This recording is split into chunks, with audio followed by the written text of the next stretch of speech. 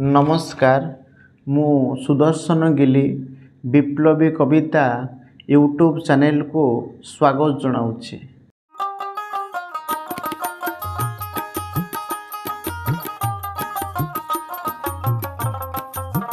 आजिर प्रसंग हेउछि प्रेम।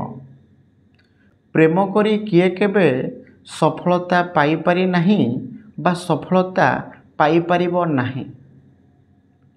आजिर समय रे युवपीढ़ी माने प्रेम पाई संपूर्ण भावरे पागल हो जाउछन्ति। आजिर समयर प्रेम केवल देह सुख छड़ा आउ किछि नुहे।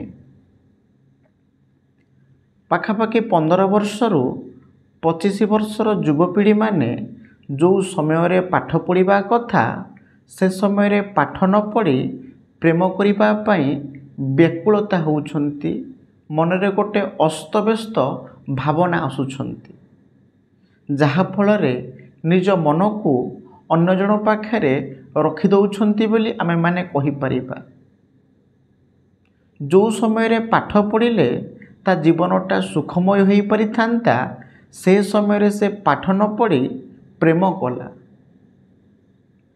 से समय रे हुए तो तार किछि असुविधा न होई पारे, कारण बापांको पैसा रे से पाठ पढ़ुथिबो, बापांको पैसा रे से पिलाटी खाउथिबो, पोशाक परिधान करुथिबो।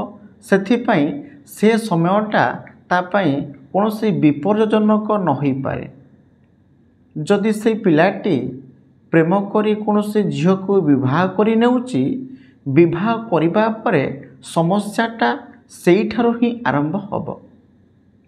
जदि बापा माँ कौनसी प्रकार से झियो को ग्रहण न कले ताहले से निश्चित भाव में से पुओटी से झियो को नहीं बाहर कौनसी गोटे जगार रहिबो।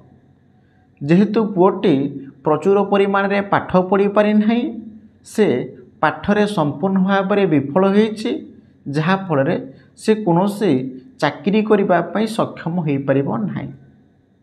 जदि कौनसी कारण सकाशो मासको से 10,000 टंका रोजगार करि पारुछि, कौनसी गोटे घर भड़ा नहीं कि से रहुछि, से घर भड़ा दबाको पड़िबो। जहाको विवाह करथिबो ताको लुगापटा, घर पाई विभिन्न सामग्री, खाद्य, पोशाक ए सब गुड़िक सेमानक भितरे गोटे विवाद सृष्टि करिबो, जहा फल रे उभयंक भितरे सदासर्वदा पाटितुंड लागिबो, विशृंखलित आरंभ हब। समाज रे उभय प्रेम करी विवाह करिसंति बोली उभय उभयंको सबुबले निंदिबे एवं समय पड़िले उभय मृत्यु को आपणाइबे। सेथिपाई मु समस्त युवपीढ़ी माननकु अनुरोध करुछि, जो समय रे पाठ पढ़िबा कथा से समय रे अत्यंत पाठ उपरे मनोनिवेश कले भल मनीषटी हब। भल मनीषटी हेले भल चाकरीटीए पाइब एवं प्रचुर परिमाण रे तुम पाखरे पैसा आसीब।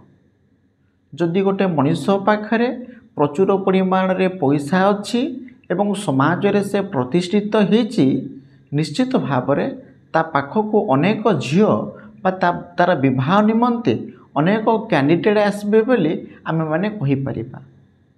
जो बयस रे आमे जहा करिबा कथा हुए तो आमे सेही बयस रे सेही कार्य कले आमे उपकृत हबा।